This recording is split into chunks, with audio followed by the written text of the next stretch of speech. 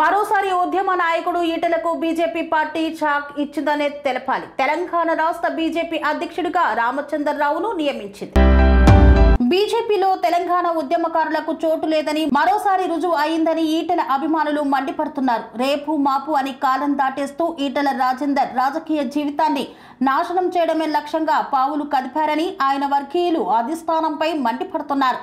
Telangana BJP అధ్యక్షుడి ఎన్నికల్లో చంద్రబాబు కీలకంగా వ్యవహరించాడని సమాచారం. బీజేపీతో పొత్తులో ఉన్న చంద్రబాబు మాట వినాల్సిన అవసరం ఏర్పడడంతో రామచంద్రరావు పేరును తెరపైకి తెచ్చారని విశ్వసనీయ సమాచారం.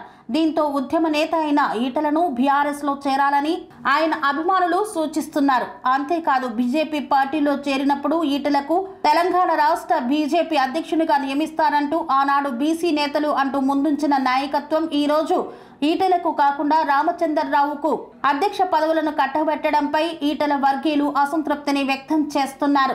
పనేసియా మెరిడియన్ హాస్పిటల్స్ ప్రతి సామాన్యుడికి అందుబాటులో అంతర్జాతీయ వైద్య ప్రమాణాలతో వైద్యం, 24 గంటల అంబులెన్స్ సర్వీసుతో పాటు అత్యవసర సేవలతో ఏర్పాటైన చికిత్సా విభాగం.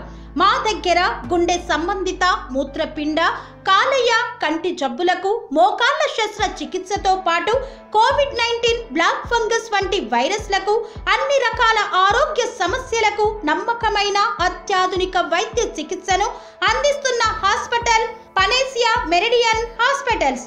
మీ ఆరోగ్య సమస్య ఏదైనా ఇప్పుడు పరిష్కారం సాధ్యం.